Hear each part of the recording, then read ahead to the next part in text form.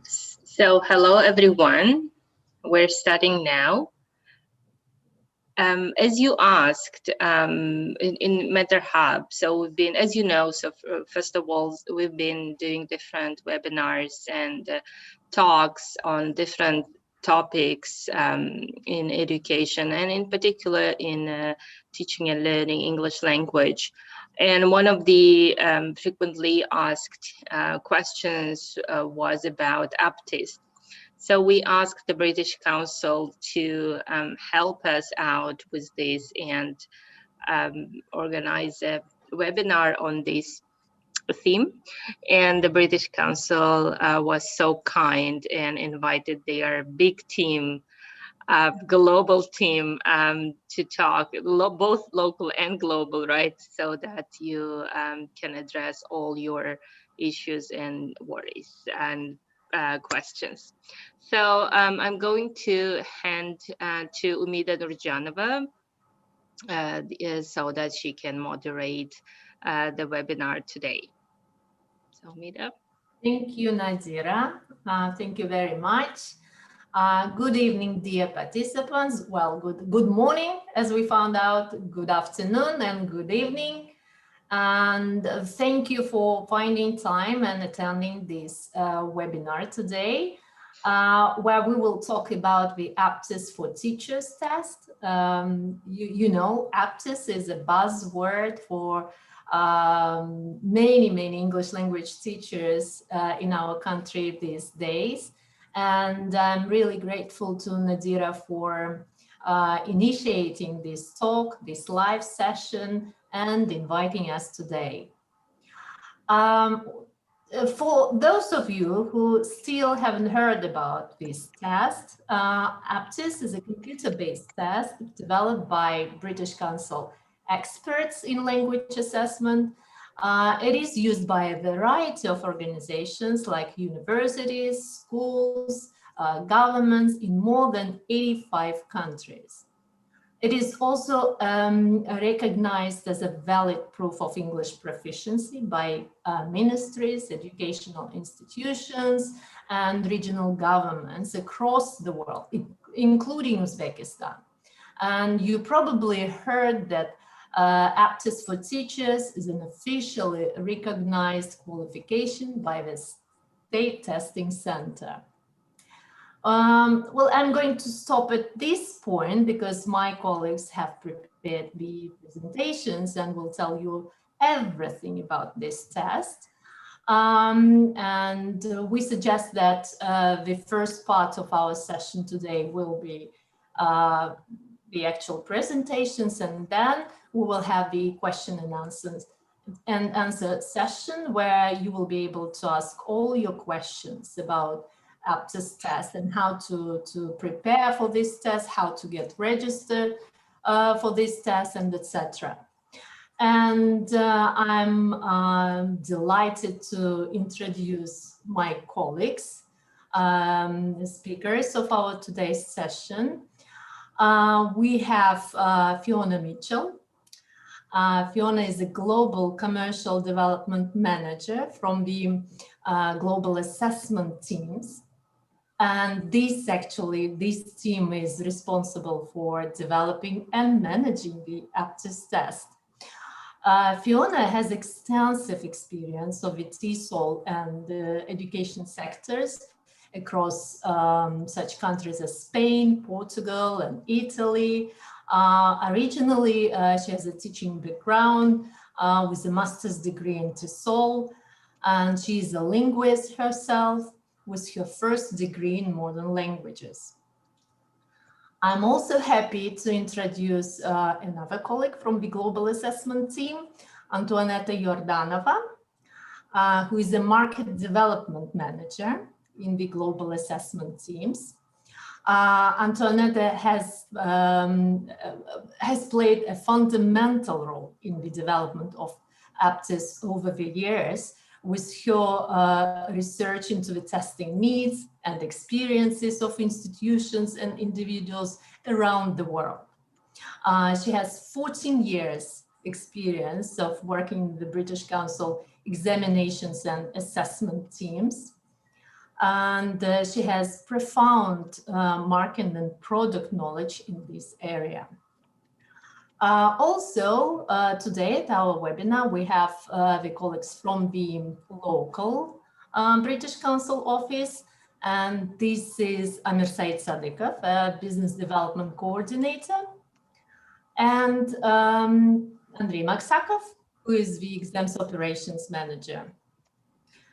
And I'm really happy to have our partners, long-term partners at our call today, Avazbek Abbosov and Nasimbek Lutfiyev, who represent the State Testing Center. So without further ado, I'm going to give floor to Fiona and Antoaneta. Over to you. Thank you, Mida. Thanks very much for the introduction, and good evening, everyone. I'm really happy and excited to be here, and thanks to Nadira for inviting us and for this opportunity to speak to you today and tell you more about the Aptis test. And I'm really hoping that you'll find our session useful. Okay, so maybe Fiona, if you can just share your screen, we'll show you, we've put together a presentation for you about the Aptis test, and we'll now take you into more details. But before we start, as Amida mentioned, Fiona and I are part of the global assessments team, and our main focus is designing, developing and managing British Council tests. And one of these tests is the Aptis test. And today we'll tell you more specifically about the Aptis for Teachers test. Okay, so on the next slide, you can see, and sorry, here I'll just briefly mention what we'll cover in the session today. So we'll start with a brief overview of Aptis and its main features. Then Fiona will take you into more details of each component of the Aptis test and what to expect, what tasks we have in each of the skills, and we'll also give you some really useful tips on how to perform better in your test. Then we'll show you where to find more resources and information about the test. And our partners from the State Testing Center will tell you more about where, when, and how you can register to take Aptis for Teachers in Uzbekistan. And at the end, we will be happy to answer any questions you may have. So before we start, if you're wondering what's the British Council, what we do, the British Council is the United Kingdom's international organization for cultural relations and educational opportunities. Our main goal is to support people to learn English, get high quality education and internationally recognized qualifications. And we do this through developing and delivering English language tests worldwide. And Aptis is a key part of this activity. Okay, so Fiona, we can go to the next one. So just to give you a brief overview of Aptis, as Mida already mentioned, Aptis is developed by British Council assessment experts, headed by Professor Barry O'Sullivan. You may have heard about him before. It's based on more than 80 years experience in language testing and teaching around the world. And it provides reliable and accurate results for all 4 language skills, all mapped to the Common European Framework of Reference, which is the international standard for English proficiency. Aptis is trusted by governments and other institutions like universities, schools, ministries, regional governments in more than 85 countries. And globally, around 1.2 million people have taken Aptis. As I mentioned, it's a reliable assessment because we have ongoing control and monitoring standards to ensure that the test is reliable and accurate. And all questions in the test go through very extensive trialing and pre-testing before they're included in live tests, so that we can ensure that the test is of high quality. We have extensive research agenda and also validation by independent researchers. And I'll tell you a bit more about this at the end of my presentation. And for those of you who are interested, you can find all technical information on our website. And at the end of our presentation, I'll tell you exactly where you can find this. Okay. As I mentioned, if we can describe Aptis in 3 words, it's reliable, it's secure, and it's efficient testing. You get quick and accurate results, which I believe is very important. It's delivered on a computer, but it's marked by human examiners, and it's validated by research. Okay, there are 5 components in the Aptis test. We have 1 component for each language skill: listening, reading, writing, speaking, and a grammar and vocabulary module. And to tell you a bit more how the scoring works, so reading, listening, grammar, and vocabulary components are marked automatically within the system. Speaking and writing are marked by our team of trained examiners, and we have a lot of built-in monitoring and quality assurance standards to ensure that our examiners mark accurately. So, for example, your speaking and your writing tests all consists of 4 tasks each. Each task is marked by a different examiner so that they are not biased by your performance in the other tasks. And this is called the halo effect. So with this marking system, we eliminate the halo effect and we increase the accuracy and the reliability of the speaking and writing scores. Okay, and Fiona, we can go to the next one. Yep, so for this one, here on this slide, you can see an example of a candidate report and what scores you will get, so how the scores are presented. And Fiona, if you click through the animation here, you'll get a numerical score from 0 to 50 for each of the skills, including the grammar and vocabulary module. Then you will also get a CEFR level for each of the skills and an overall CEFR level based on your performance in all 4 skills. So this is how the results are reported. And I think at this point, I will hand over to Fiona to tell us more about Aptis for Teachers and its components. Thank you so much, Antoaneta, and thank you, Nadira, also for inviting us today. And good evening, everybody. And I hope you can all see the screen share okay, because I have a vision of several things on my screen. So, it's fine. So, at this stage, I'm going to go on to talk more specifically about Aptis for Teachers.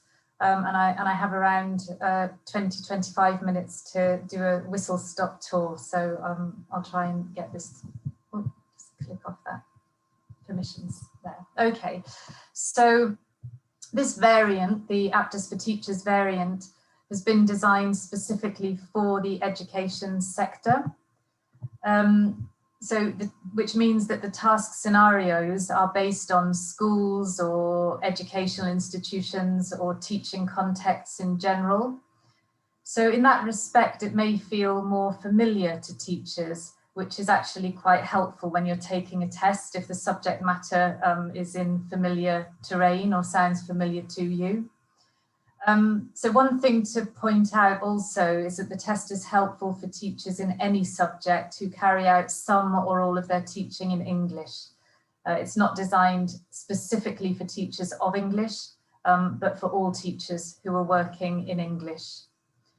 And if any of you have heard before that there are other variants of Aptis, just to say that Aptis for Teachers is similar in many respects in terms of the parts, the timings, but it has some differences. So if you have a look at this general overview, just to get a real bird's eye view of how long the test takes and how it's divided, there you can see some information about the 4 skills plus the grammar and vocabulary, which we call the core. And there you have the approximate timings. So I think most colleagues who are watching this today will know that Aptis is linked to the Common European Framework of Reference. And I'm sure that you have quite a lot of background knowledge about this. I believe in Uzbekistan that you need to demonstrate a level in the C range, at least over the B2 range, which you can see there. So with the C range being proficient users, we sometimes refer to it as proficient use, and over, so B2 independent user. So I understand that you're aiming for somewhere at the over that B2 barrier. So that's what we're going to focus on today. For more specific information on the CEFR, I've got this slide here, and I've highlighted in red those 2 levels, if you want to call them levels, B2 and C1, because I think that's the main area of focus today.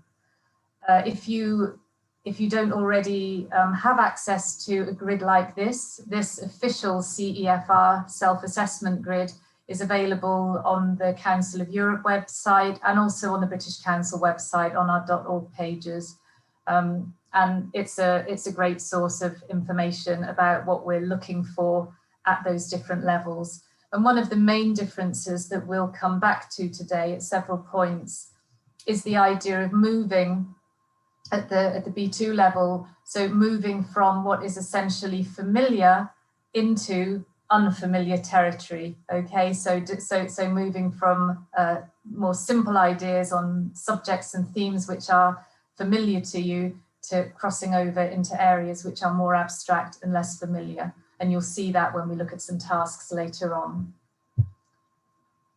So we're going to go straight in now to having a look at some of the tasks and having a look at what we're assessing and some tips about ways that you might like to think about preparing, and also some watch outs about things to avoid, which can also be helpful, I know.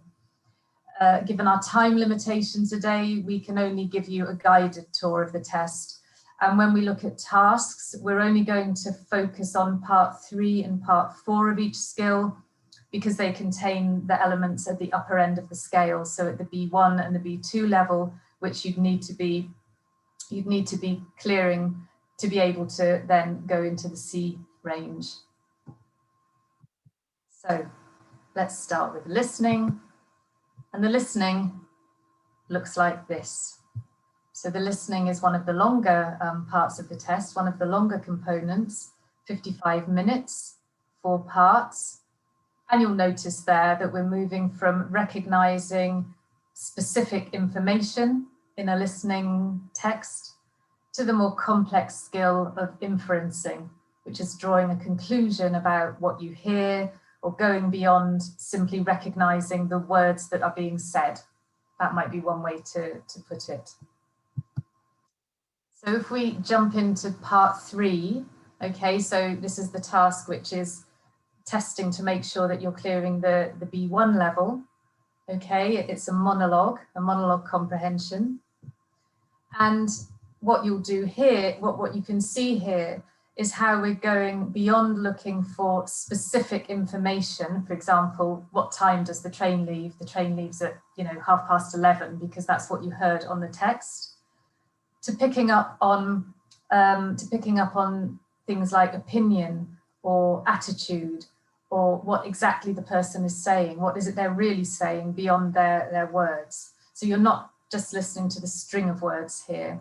And that's important to remember when I go on to just mention a couple of tips that can be helpful for preparation. Intonation.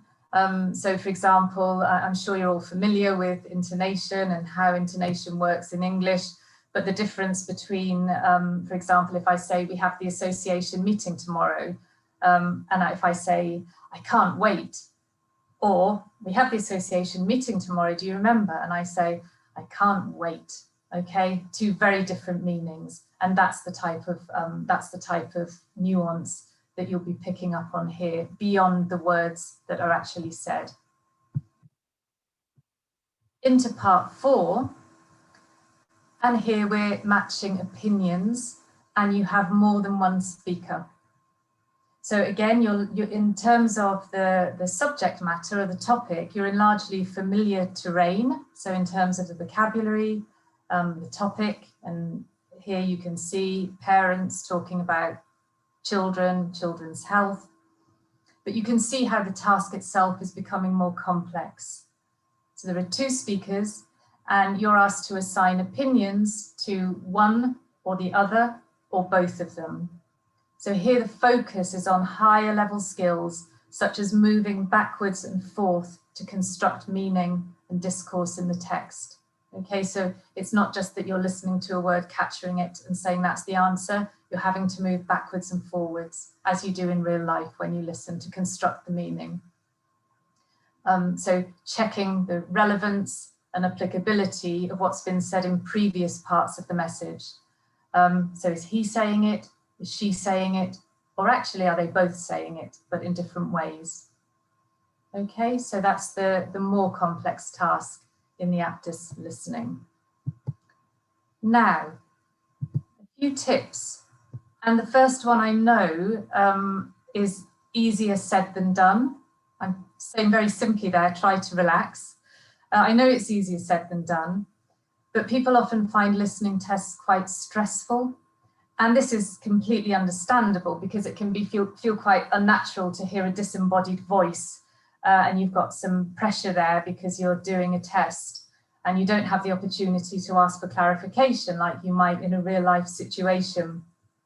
And in fact, this type of listening can be stressful even in our own languages. And if you just think to, if you're listening for some important information in a noisy train station, for example, that's quite stressful. If you feel you can't hear properly, you can't ask anybody to repeat it. And even in face-to-face context, sometimes if we're in unfamiliar terrain and we don't quite understand what's going on, even that can be stressful. So it's completely normal that listening, in that respect, it's normal that people often find listening tests stressful. However, that anxiety can bring down a kind of filter. We call it the affective filter, which is a sort of barrier, which actually makes the text more difficult to understand. We kind of, I suppose, one way to put it is that we kind of close off our ability to listen. We're sort of closed to it rather than open to it. So if you can relax a bit, if you can just be more open to what you hear, it can help you make sense of it more easily. Just let go a little bit of that anxiety. And also remember that there are some advantages, like seeing the questions in advance. This kind of activates your brain for that topic. So it's you might not realize this is happening, but as soon as you see the question, your brain will be starting to think of language that you possibly expect to hear, words that you might expect to hear. Your brain will already be working by that stage. So as you move through the listening tasks, keep listening. Remember that you're focusing on finding meaning in texts from other clues too. So you've got your intonation, there are all sorts of other things going on, as I'm sure all of the colleagues watching this webinar know. So don't worry or don't stop listening if you miss a word or even if you miss a couple of words. Just keep listening and try and sort of keep open to the main message. What's the main message coming through here? You don't need to understand every word. And that last point really reiterates what I've just said. Remember that isolated words take second place to finding meaning across speech from the speakers. Okay, the isolated words is more in task 1, which we haven't looked at, which is at A1 level. But once you're onto your parts 3 and 4, then you're looking for a much richer type of meaning. And just one other thing to add, which isn't on my slide, use parts 1 and 2 to kind of relax into the listening. You know, it's a great thing to go through a couple of much easier tasks, which probably most of you taking this test will find quite easy. that can kind of relax you into the listening and take the nerves away. Just on tips, I was just going to suggest, and I'm sure most of you already do this, perhaps it sounds obvious, but you know, I think today there are a whole range of podcasts from wherever you normally get your podcasts from, free podcasts on all sorts of topics. Some of them are with one speaker, some of them are conversations. So maybe as you go into the weeks before your Aptis test, you know, just searching around in your podcast store, in the store that you use, finding a few podcasts, maybe sometimes listening to ones that you're interested in because that's more fun, right? And other times you could maybe choose a couple that you're not so interested in, just to see how it feels to be listening to something that you don't have, you know, it's a bit more like an exam situation, but just to lose that fear of listening. Okay, and there's all sorts of material on the internet, as I'm sure you know. On to speaking. Okay, so here we have 12 minutes, so it's very short, but sometimes it can feel like a very long time, right? Speaking, and in this case, speaking into a microphone.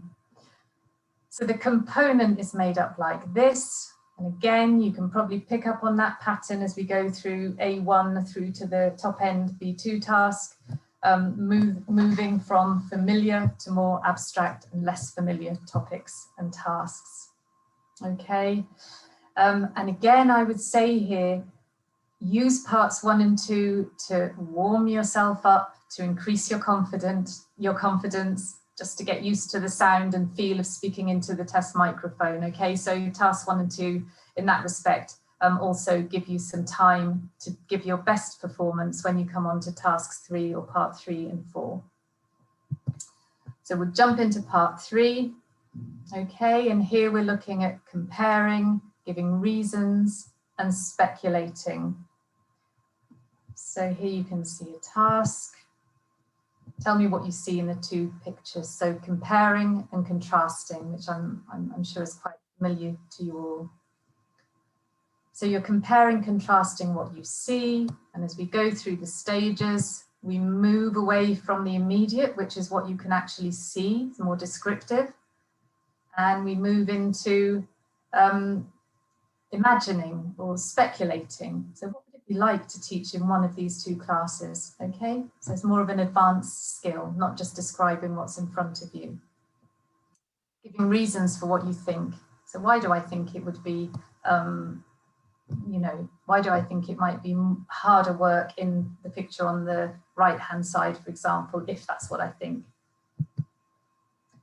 And then we move on to expressing an opinion on a specific question and giving a rationale. Okay, so that's where you need to enter, that's where you're coming into more complex task. Okay, so what's your opinion on that? How can you express your opinion on that? Part 4. Okay, so here we're discussing personal experience and opinion on an abstract theme. And in this task, you have a minute to prepare what you're going to say. I'll put the task up. A bit like you might in real life before you speak in a meeting, you know, for example, if you were speaking in a meeting or some other forum, actually, as you're listening to what people say, let's imagine people are debating a topic or a decision. In real life, you actually might physically make a couple of notes before you give your opinion, or in your mind, you're organizing what you want to say. So that task really replicates that real life task. Okay. And here, what you really need to focus on is joining your ideas together. And there you can see discourse markers, that you're being coherent. So is what you're saying making sense? Is it cohesive? Is it all stuck together in the correct way? And here you're going into topics which are slightly more abstract. So, for example, you know, in this one for this question, how do you feel about being observed by a colleague or a manager? And you'll also notice that they're all on topics which are related to schools, teachers, educational institutions. So here I might say, something like, and I'm going to emphasize the words that I want you to pick up on. I wouldn't say it in this way if I was in the exam situation, but I might say something like, well, being observed in class can sometimes feel stressful, although I believe it's an important part of teacher development. This is because another pair of eyes in the classroom can help you see your practice from a different perspective, which is helpful. Okay, so there's an example, and you'll have picked up on the words I'm emphasizing there just to show how the piece is all connected. My ideas are connected, and they're not connected only using words like and so. Okay, so at this level we're looking for a more advanced level of connecting your ideas and connecting your argument. Okay, so some top tips here, and these are based on real reasons why sometimes candidates lose points in this part of the test. So one, please, at the beginning of the test, do a sound check. Make sure that your microphone and all of the equipment works, because I think probably one of the most devastating things is going through a test and then it turns out it hasn't been properly recorded, okay? Especially if you gave a really good performance. So do remember to do a sound check, and in your test centre, your invigilator, I'm sure would help you do that. Speak clearly. Now I know, again, sounds a bit obvious, but I just want to say here that do be aware of technology. And in the same way that if you're speaking on the phone in real life, you may speak more clearly than you do when you're speaking to your friend in a cafeteria, for example. So speak clearly. Clearly doesn't mean excessively slow, okay? So you don't have to speak like this. You should not speak like that, okay? Because that will also affect your mark.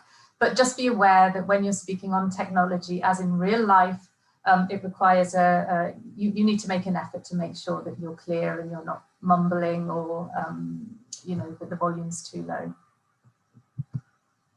Focus on the question and answer it. So however good what you say is, if you haven't addressed the question, so the questions before were around how do you feel about being observed, etc., make sure that you keep coming back to the question and answer the question. Use the full amount of time. So lots of, well, not lots, but one of the reasons candidates sometimes don't score as much as they could on speaking is because they don't use the full time. So they're kind of in a way they underperform. So for tasks 2 and 3, you're looking at speech times of 45 seconds, and then the long term, which is part 4 that we just looked at, you have 2 minutes. Now 2 minutes doesn't sound like very much, but when you're speaking by yourself into a microphone, actually 2 minutes is quite a long time. And that's why I would suggest one of my pieces of advice is, as you're again, maybe a couple of weeks before the exam, as you're coming up to your exam day, a great way to practice is actually making yourself speak. Choose topics, any topics, it doesn't matter. You can record yourself on your smartphone, so you get used to speaking into a machine, let's say, so you're not speaking to another person, you're not speaking to your friend. And just get an idea, get a feel. What does it feel like speaking for 45 seconds? And what does it feel like speaking for 2 minutes? And just set yourself every day for 5 days before the exam, for example, give yourself a topic, switch on your recorder and speak for 2 minutes, so that you have that kind of reference for what 2 minutes is like when you're speaking by yourself with no feedback from another person. Okay, and that can just build up your confidence a bit on the day. You just get, sometimes we feel a bit silly when we're just speaking to ourselves and there's no feedback or from another person. So that can be a good way just to kind of work with that anxiety if you have it. Don't overuse simple constructions. Don't overuse simple words like as, and, so. Okay, get some variety. Okay, so don't say I don't like being observed and I think it causes me stress, and I don't think it really helps me develop. So I try to avoid it. So I think you get the message. Okay. And I had one more piece of advice on the comparison of pictures. If you do a search, I say Google, but on any if you use any search engine for image, there are image banks which have free images, which you're probably familiar with. And if you just choose a subject like I don't know, class, whatever you want, any subject, and you search for images and just choose a couple of the usually hundreds of images that come up, and just give yourself a practice. Give yourself a practice. How, if this was in my exam, how would I compare them? How would I describe and then compare them? Okay, and that can be a really useful way just to give yourself a little bit of practice before the exam. Okay. Oh, I've still got more tips here. More tips here. So avoiding simple sentences, which I think I demonstrated all of that already. Okay. On to reading. How am I doing for time? Okay. So reading. Here you have, we've got 35 minutes for reading. And again, you'll see that progression through the different levels. Let's jump into part 3. Okay, so short text comprehension. And so this part here is testing your ability to read and understand short texts. And you have to choose 7 words. It's a drag and drop function, very easy to manage. And you're having to choose 7 words from 10 options. And that's to check that your comprehension of the text, okay? But it's paragraph level as opposed to longer text level. Task 4, we come on to the longer text. So this is where you're having to show that you can understand and connect the ideas between different paragraphs, okay? So not just within one paragraph, but you're joining up across a whole text. So here you have a longer text, and it's around 750 words. I don't know if you're accustomed to working with that type of word count, but you can, later on, if you just look at any text that you're working with and get an idea of how long that is. So around 750 words, and you will read 8 headings, okay? And you have to choose 7. So you have to match the heading to the paragraph. Obviously, there's an extra one which doesn't match any of the paragraphs. And this is designed to test your ability to read and understand longer text. Okay. So you'll be looking for things there like similar words, similar ideas, shared topics. Okay, those are things which indicate that there are connections backwards and forwards across the text. What are we saying for tips on reading? Really a bit like listening. So focus on meaning rather than getting too worried about unknown individual words, or even, if there's a whole phrase somewhere that you don't understand, just keep going past it and look for the meaning. And connections. Okay, so connecting your ideas, words, topics. How are they being connected? Are they being connected in contrast? Are they being connected because they're similar? Are they 2 different examples of the same thing? And use your time in a way that makes sense. Obviously, that last part with 750 words is a more complex task, is going to take a bit longer, quite a bit longer than task 1, for example. Okay, so as in all parts, your parts, parts 3 and 4, give yourself more time, but particularly part 4. And if you get stuck, remember you can always come back, so don't get too worried if you're completely stuck on your last choice, which one is the extra one and which one is the real one. You can always come back. On to writing. don't know if you can hear, it's suddenly started raining really heavily here in Madrid. I'm not sure if you can hear it through the, it sounds really loud to me, but hopefully you can't hear it. Okay, so on we go to writing. Okay, and here we have our 50-minute component, so it's another long one.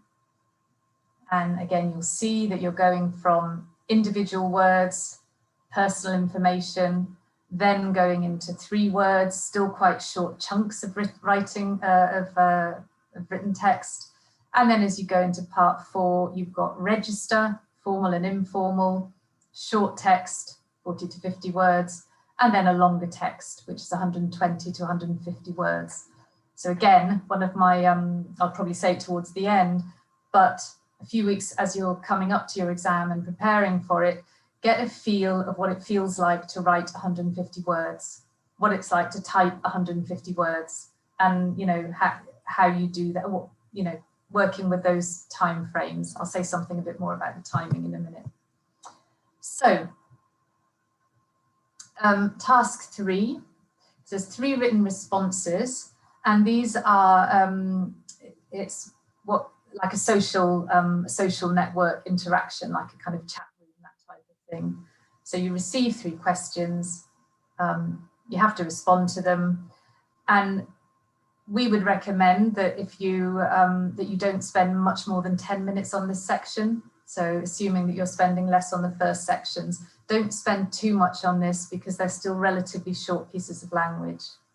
Okay, and you can see that you know, why did you decide to come? What's the most interesting thing? And what do you think is the most difficult part of teaching? So there's a kind of progression there. It's all within your area of teaching, education, conferences, and you're moving on there to expository writing, which is, again, you're saying, you know, why do you think it's most, what do you think is most difficult? Okay. Then we go on to task 4, okay, and for this one, we would be recommending that you spend around 25 to 30 minutes, okay, so the bulk of your time when you come to the reading task, when you come to part 4 of the writing task, this is where you need to put most of your resource, let's say your time, your mental resource as well, okay. So there are 2 tasks there. And you can see them. I'm imagining you can read them on the screen there perfectly well. So one is an informal email. So they're based on the same theme. So at a teaching conference in this case, okay. There's a notice about a change, and that idea of a change, I think, is a fairly standard feature in this part.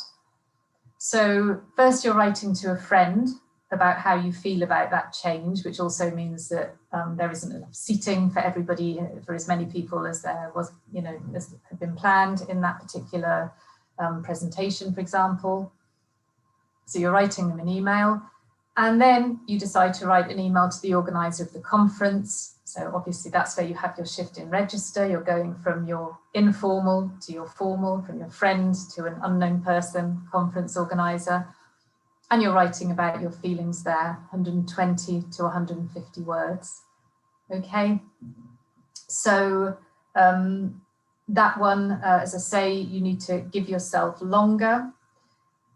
You need to bring in, I think, again, I would use this word variety in terms of your structures, in terms of how you write, because you'll be assessed on grammatical, so range and accuracy. So it's not just about accuracy, but with grammar and vocabulary, with the expression, it's about the range, okay, that you have a range of features, you have a range of discourse markers, you have a range of vocabulary, and that what you write is cohesive. So are you making sense? Does it have a logical flow? Okay, so that's your task 4, and you know, that's where you're also giving your opinion, you know, saying how you feel about something. Maybe you're saying what you think the organizer should do, whatever you come up with there. Tips for writing, really important, this one. make sure that you fully understand the task. Even if you have the best piece of writing out there, if you haven't properly addressed the task, you'll lose points, okay? And that's, that's not just because it's a test of English. I mean, that's the same with any writing, with any, in any university course of study or school. If you don't answer the question when you're given a set task or assignment to write, however good what you write is, you'll lose points. So take the time to make sure that you fully understand. That's similar, so stay on topic, don't go too far off topic. Look after your grammar, your spelling, your punctuation, length. Okay, so I think the point that we'd like to make here is that you make it an easy read on the marker. Okay, so it's not too long, it's not too short, it's interesting, you have enough variety of language for it to be interesting, you have a variety of lengths of sentences, okay? So it's easy for your marker to read and understand and respond to as a real piece of writing. Yeah, that's a well-written email. Variety of sentence structures. Remember the difference between formal and informal. Okay, so the way you write to your friend will be quite different from the way you write to the conference organizer, which doesn't mean that you won't be polite to the conference organizer, and you'll be polite, you'll write in, you're not, I don't think you'll be rude even if you want to make a complaint. Okay, you're still going to be polite, but it's a different way of writing. Okay, you might, just to think of a very common thing with your friend, you're likely to be using shortened forms, don't, whereas in your formal piece, you're more likely to be using full words, etc., etc. And avoid SMS spelling, okay? Even in the friendly text, I say that because a lot of people, it's something that happens and people do ask us about it. So even in the email to your friend, so it's not a WhatsApp, it is an email, and we do want to test your English in the most complete way possible. So try to avoid SMS spelling, okay? And allow yourself time. So in that 25 to 30 minutes that I just alluded to, make sure you have a bit of time to plan what you're going to write, okay? So you just note down your main ideas, write it and give you time to review it, to read it a couple of times. Does it all make sense? Does it have any typos? Okay, which I'm sure we all do in our first couple of times we read something. So that's all from me on this section, and just aware of time there, we've gone slightly over. So I'm going to hand back to my colleague Antoaneta to talk about resources. Thank you, Fiona. Thanks, this was really useful. I'll tell you a bit more where you can find more resources and information about the test as part of your preparation. And you should start from the British Council Uzbekistan website, which was recently refreshed. And when you go to britishcouncil.uz, click on Take an Exam, and then choose Aptis for Teachers delivered by the State Testing Center. And you'll see this page here on the left. And there is a special section which is called Prepare for Aptis. So in this section, you will find a lot of information for each of the components. So for reading, listening, speaking, and writing, and the grammar and vocabulary component, you'll find a lot of information of the task types and also what is tested in each task type. And on the next slide, you can see that, for example, if you click on the reading test, you will be taken to our global website where you can watch a video on, like an explainer video of what is the reading test, and then you can take a demo test. So I really recommend that you do this. Take a demo test, watch the explainer videos, and keep in mind that the demo tests for reading and listening are for Aptis General, so there may be some differences in the format with Aptis for Teachers. However, I still recommend that you do them because they are very important, and you'll see how the Aptis platform looks, and you'll be able to practice in a real environment. So in any case, you should try all demo tests for each component. Okay, and then something which is brand new and we just published it yesterday is the Aptis for Teachers Candidate Guide. And I highly recommend that you read this guide very carefully because it has all the information that you need to know about the Aptis Teachers Test.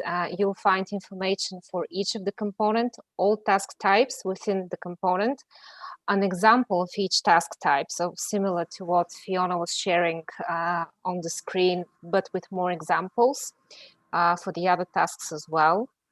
And you'll also find the marking criteria for each task so that you know how your performance will be assessed for each of the tasks. And you can again download the Aptis for Teachers Candidate Guide from our website of the British Council in Uzbekistan, so you can find it there. And here, as I mentioned at the beginning, for those of you who are interested to know more about the research behind Aptis, we have a few very interesting resources on our global website, which is britishcouncil.org/Aptis. We have a research section, and there you can find the technical manual and test development approach document for Aptis. In the technical manual, we describe all tasks again and what we assess at each level. There is also a paper on how the Aptis scores are linked to the CEFR, and we have published a number of validation studies from different researchers. And I noticed that some of you asked about the results and scoring and how the scoring works.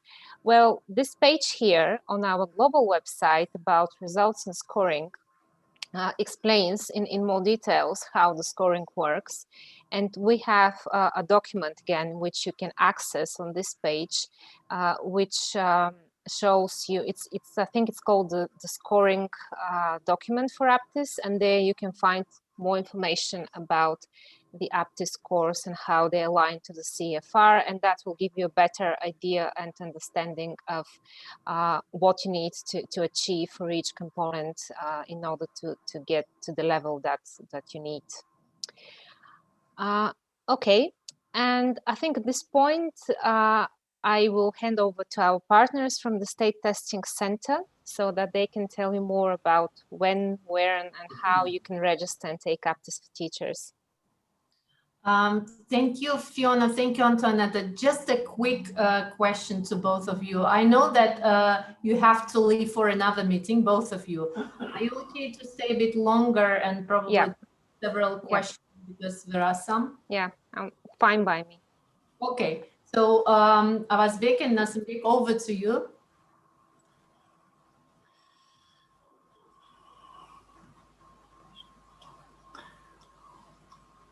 Okay, greetings to you, ladies and gentlemen.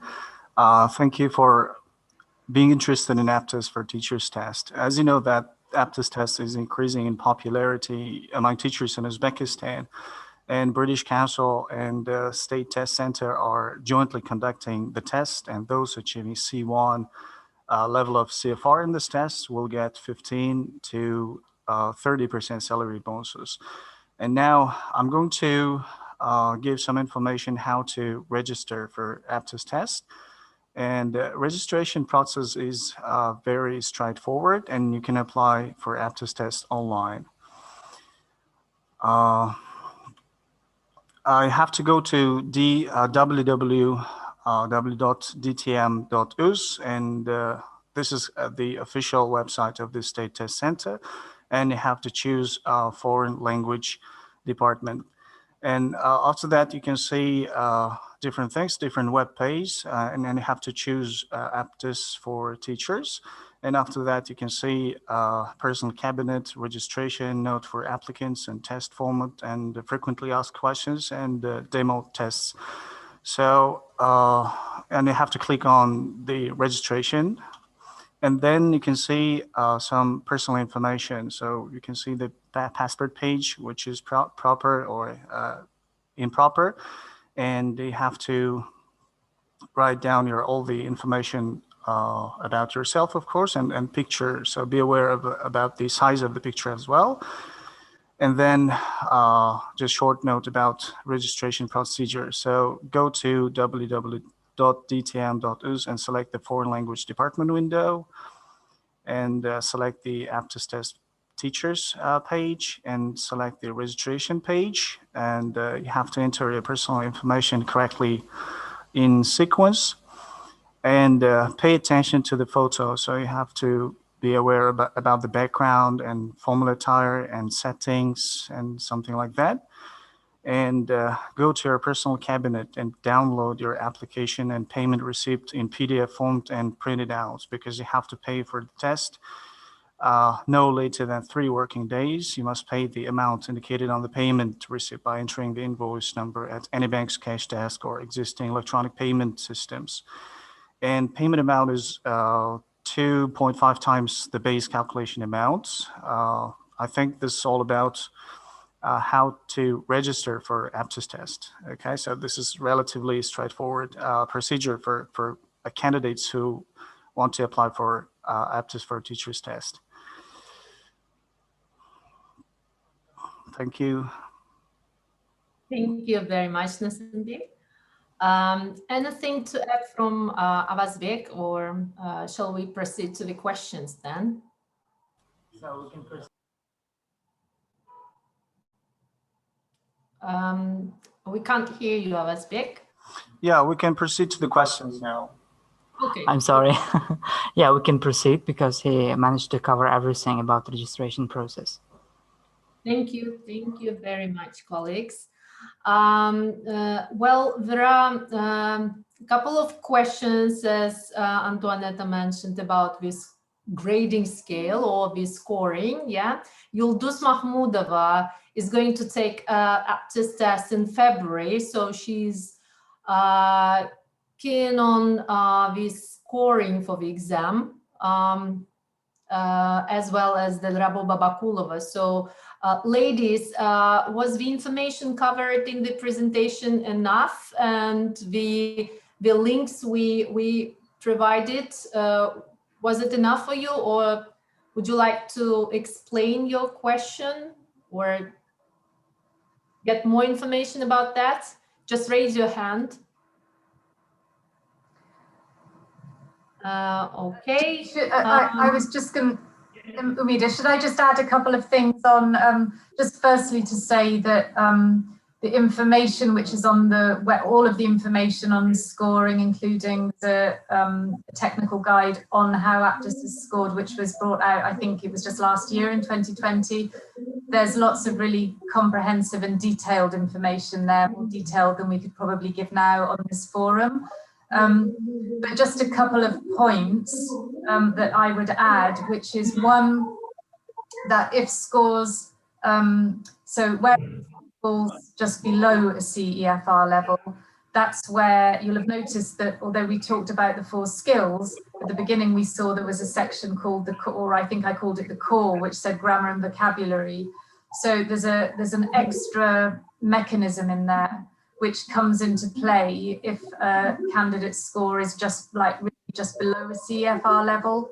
And then depending on how that core score, which is a sort of anchor for the whole scoring process, goes, that would either push the candidate's score up or down, which sometimes means that, for example, things happen like 2 candidates with the same score could possibly get 2 different levels on their CEFR, because it would then, that decision then comes back, and it's all hugely scientific, okay? And that's what our assessment research group and our assessment specialists work on.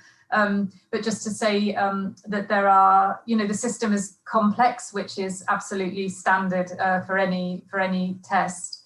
And also to say that the raw score, so the scale score, is not equivalent necessarily to the number of correct items, okay? And again, that's a common industry practice where raw scores, so that's the sort of original numbers per score, are then converted through to the scale scores for reporting, and that's converted to the CFR. So it's a complex process, but on the material that Antoaneta pointed to just a few minutes ago is really comprehensive, and I think if you can take the time to read through those documents carefully, I don't think it leaves any questions unanswered.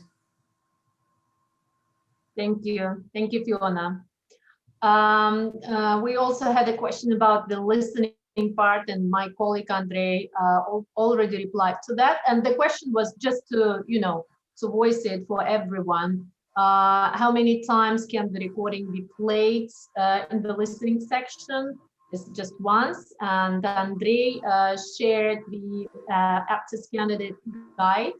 So please, colleagues, follow the link and read the information. It's really comprehensive, as my colleague said, and you will find lots of details and information there. I'm just looking for the questions regarding the content before we go to the registration and some administrative questions.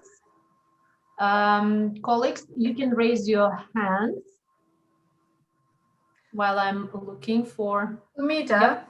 Sorry to interrupt. I think one question I saw myself actually when I was just scrolling a second ago, and I think there was a question around how the scores are presented, like if it's similar to IELTS, which it is in the sense that everybody gets a CFR level, i.e. it's not a pass-fail type of level test. So just, I think that was probably became clear in the presentation with the certificate that Antoaneta showed on one of her slides, but just in case it's not clear, that so your CFR level will be on the certificate. Now, whether it's the level you want is a different question, or whether it's the level you need, but it's not like you pass or fail in those terms. Mm-hmm. Mm-hmm. Yeah, that was the question from the rapport. Okay. So there was a question about the speaking test from, again from the Rabo, who took Aptis tests with us. And I would like to ask my colleague Andrei to reply to that question. The question is, I've taken tests and wanted to share my opinion about that, about the speaking part, excuse me. I think it would be better if speaking test is done in a separate room rather than in the same room when everyone is taking tests. It's a bit inconvenient as someone speaks while others are trying to concentrate on exam from other skills. Andrei, would you like to reply to that? Yeah, sure. I mean, I can provide the answer from the delivery perspective, right? But then, of course, colleagues can complete this reply from the more like a research point of view. Yeah, when it comes to delivery, basically, I think the structure of the test proposes that you, unlike IELTS test, basically, you need to prove your fluency. And there are sections where you are just talking and expressing your own opinions. And basically, when you use your language, you do it in a public environment most of the time. And personally, I like IELTS much better, although like we deliver a lot of IELTS. And Aptis actually, in my personal opinion, is kind of designed to better confirm your actual fluency in terms of the language, like, you know. So I mean, personally, I would be comfortable talking while sitting next to someone, like in a cafe or something, or just expressing my own ideas or opinions. It's not necessarily like an interview part, because, you know, the approaches can be very different. And when you talk to when you talk about IELTS, it's more like interviewing type of speaking test where you are being interviewed, while in Aptis you are more like expressing your fluency. Colleagues, would you like to add to this? If I may, I would just add that obviously how the test is set up in your particular context is not for me to. I've never seen it done in Uzbekistan and so on, and it's not for me to say. But yeah, I think generally where the tests are set up so that there is a bit, so that there are, possibly fewer candidates in a room doing the test. Those are logistical things which I can't really comment on. But generally we find that the test works well, candidates perform well, they perform at their level. And I think it's something possibly a bit like the listening, where speaking into a microphone anyway makes us feel a little bit self-conscious. And if there's somebody, if the room's full of other people, well, obviously that makes it it's not a completely natural situation.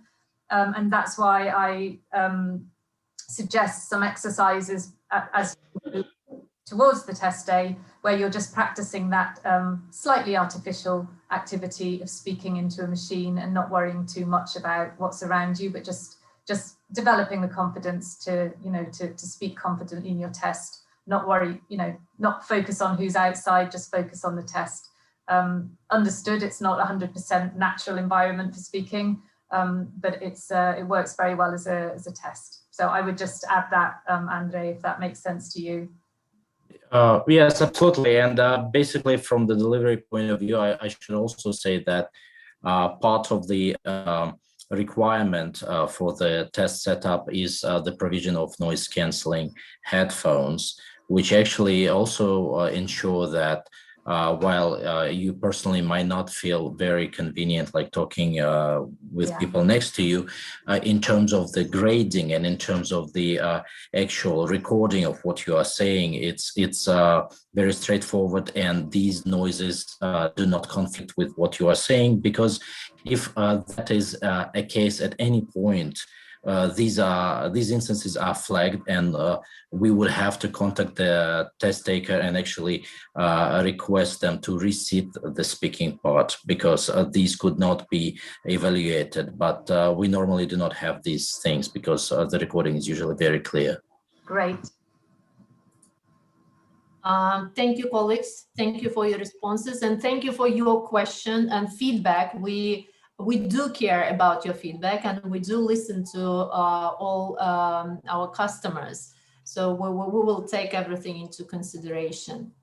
There is a question from Sarbin Nos about the expiration date for Aptis certificate. Who can take this question? Is there any expiration date for the certificate? Is there a certificate? Fiona, you're on mute. Would you like to say, or should I? I was just going to say, I can't see my colleague Antoaneta on the screen anymore, so I'm not sure if she would. I'm here. Yes, I just wasn't sure if you'd like to answer, because I've lost right sight next to you. Well, I can reply, or Antoaneta. Andre, you reply, that's fine. We can sure. So basically, the Aptis certificates don't expire. However, because simply it's a statement of your language capacity or capability at this particular point. But our language never stays the same, if especially if you are not in a natural speaking environment, so if you practice more, your language becomes much better, and then of course you can redo your test and get even better scores. Or if you don't practice enough, your language can actually deteriorate, unfortunately. And so in many cases it is up to the receiving organization, or up to it might be a business owner or the organization that requires you to complete the test, that after 2 years or so they might require you to redo the test to ensure that your level stays the same, especially if language is your business crucial skill that you should have, like maybe you're a pilot, or you teach other people English, like stuff like that. So, but in terms of the actual expiration date, it does not have an expiry date on it. I think I also need to add something from the point of view of State Test Center. Although test report form from the side of British Council will not expire, State Test Center also gives special certificate for those who achieve C level in this test to obtain 15 to 30% salary bonuses, and this certificate will actually expire in 3 years. So the certificate given by State Test Center will expire in 3 years. Very important information. Thank you, Avazbek. Thank you. I think I will ask you to answer the next questions as well. I mean, the colleagues from the testing center. So what's the cost of the test at the moment? What happens after payment? Let's take it in turn. Yeah, the payment amount. The payment amount is 2.5 times the basic calculation amount. Currently, it is 617,500 sums. So you just need to pay this amount and you will attend the test. What happens after payment? So after doing the payment, you need to check if you have done the payment correctly or not. You will do it by clicking on the personal cabinet in our official website. So there you will find the information about your payment. If it says it is done and it actually lights green, your payment is accepted and you have a place to attend the test. If it's red, your payment is not done properly and you have to contact the State Test Center about your payment procedure. If you have done the payment correctly, you will see the test date, test venue, etc. in your in your personal cabinet.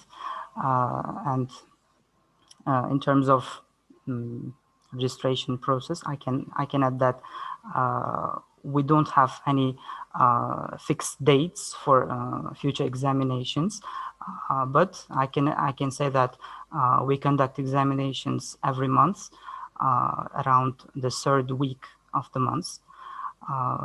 Candidates can find out the test date in this month only, not beforehand. So I think this covers the question. Okay, and another question. Umida? Yes. I was just wondering, because Antoaneta and I have to leave very shortly, so maybe if there's just maybe one more question that we can take, and then I think we're going to have to leave the webinar.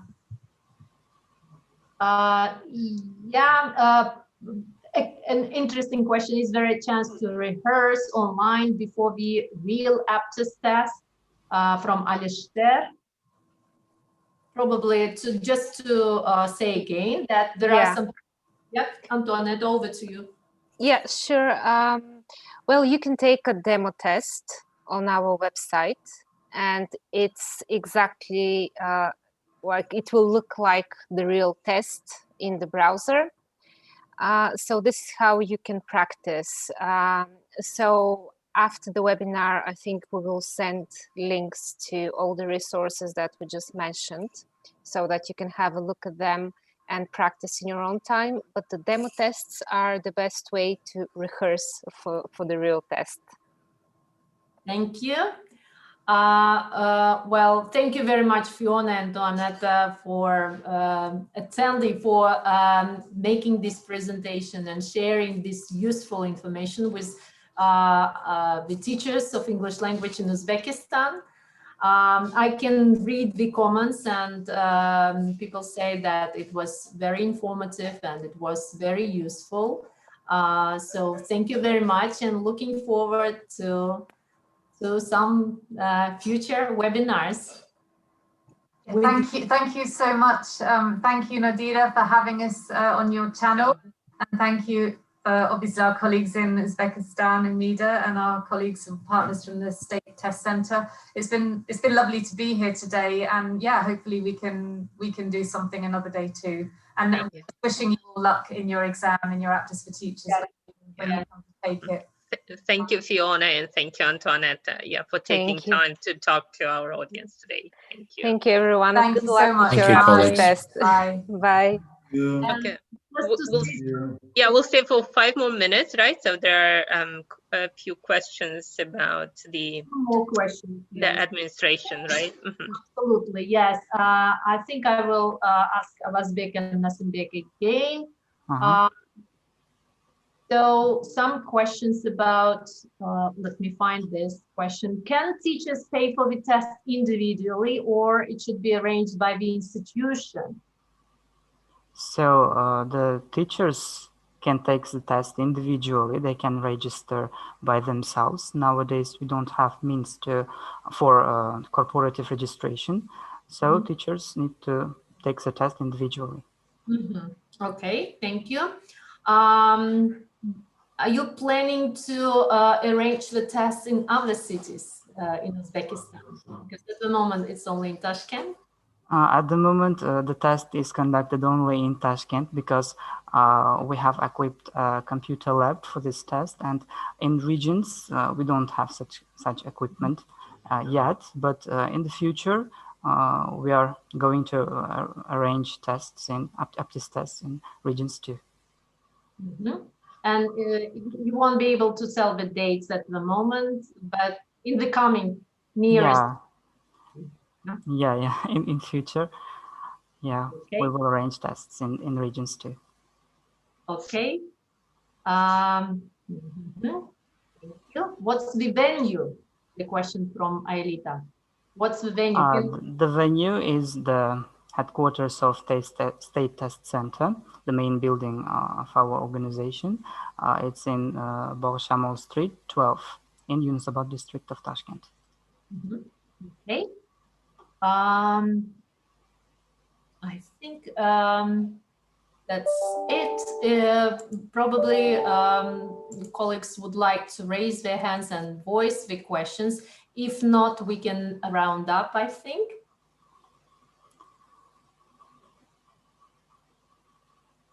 I think we can round up, Nadira. Yes, thank you so much. Yeah, I think you dealt with all the questions, and you've also we shared the link, right? So to the guide, so where they can read more about how it's scored and how and other technicalities of the test, right? So thank you so much. Thank you so much, Umida, for moderating and for making this happen today. Thank you, colleagues, Avazbek, Amir Said, Andrei, who did I forget? Thank you. Nasimbek, right?